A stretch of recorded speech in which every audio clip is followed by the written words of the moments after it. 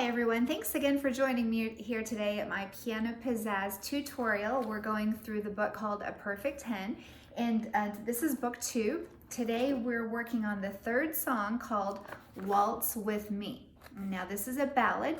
Some of you may know that a ballad is like a story song. It's considered like a poem set to music, or you may think of a story, use your imagination, kind of come up with your own storyline as you play the song. The song does not have any words, so it gives lots of room for your own imagination. So when I play the song, I think about riding on a carousel, the beautiful horses that are going around in the carousel, and the music sounds so similar to what you would hear if you were at a fair riding the carousel. Okay, so listen how this is going to sound.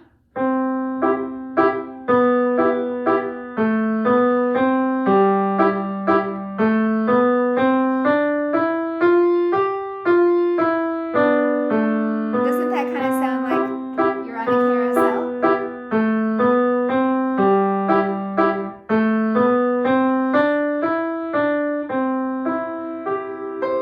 Okay, that's just the first half, but I'm going to stop there for now and talk a little bit about that. You're in the key of C, okay? C has no sharps or flats in the key signature. So you'll see here there's no sharps or flats written in, so you don't have to worry about any black notes on this song. It's also in 3/4 time signature, okay? So you'll see that at the top of your music, 3 beats in each measure. And you're going to have a lot of slurs. So you see slurs, sometimes they go over the notes, sometimes they go under the notes. So the slur shows you where the melody is. So if you'll notice, the first line, the melody is in the left hand. It goes C, B, A, B, C, G. That's the melody, okay? Then the right hand gets to do the bouncy part. That's the part that has the harmonic intervals of thirds, okay? And you're going to play them lightly. So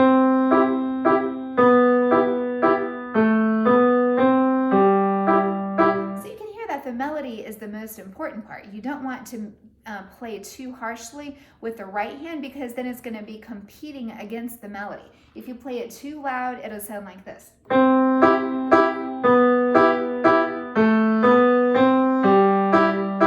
how that kind of sounds heavy and a little bit less pretty, I guess you might say. So I like to play those harmonic thirds just lightly, and it says to play those staccato. So remember the notes that look like this with the dot under them? Those are staccato. Okay, so nice and light with those. The next line, measure 5, it starts out with the left hand, or sorry, on the A, B, C, and then it goes into the right hand. The melody just continues from hand to hand.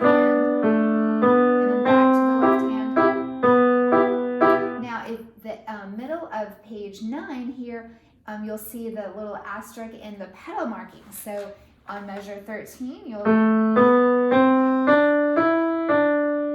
ready for your pedal right there. So you can hear how that adds all of the sounds together. Then it goes into the B section at measure 17.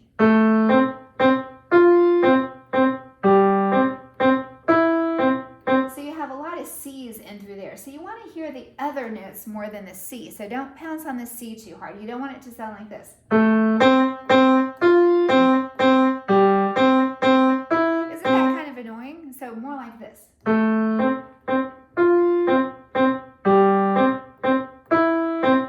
Now those little slur marks you can see right here, these little slurs are connecting this note to that note, or that note to that note, this note to that note. So make it connect at those spots. Kind of like in the dozen a day when you had to go like that. You're going to go.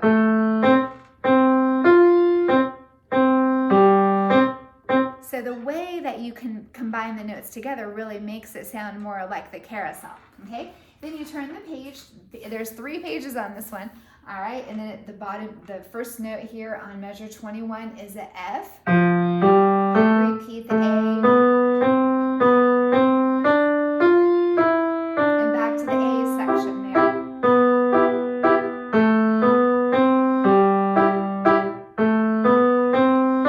And again, you're going to add your pedal here at the end and cross over. So the left hand crosses over and plays the high C.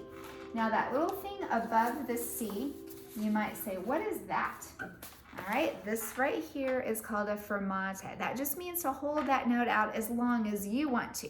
All right, so you don't have to count that out for a certain amount of beats. The performer gets to choose how long to hang on to the notes that are under the fermata, okay, so that you'll enjoy that. Now, before the fermata, it also says poco rit. Rit is short for a big Italian word that's pronounced ritardando. All right, so instead of writing out the whole word, they just write R-I-T. And that means to slow down gradually. So the poco means just a little bit of slowing down gradually to the end. And then that's where you add your pedal, and it sounds very beautiful.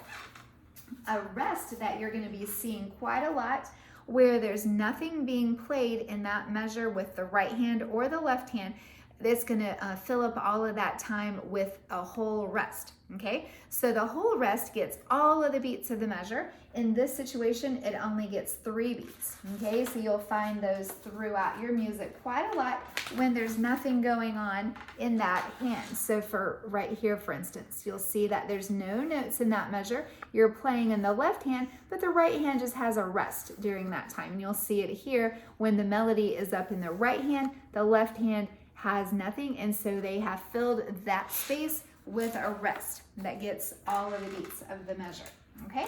So I think that you'll enjoy this waltz. A waltz is a song that you would dance to in 3/4 time signature, and it has a nice, beautiful flow. I think if any of you watched any Disney song pretty much, it has a ballroom scene where the girls are dancing, and oftentimes it sounds similar to this, okay? So think of your own little storyline that you want to create in your imagination while you're playing this, and share that with me sometime, okay? So I look forward to seeing you next time. Bye-bye.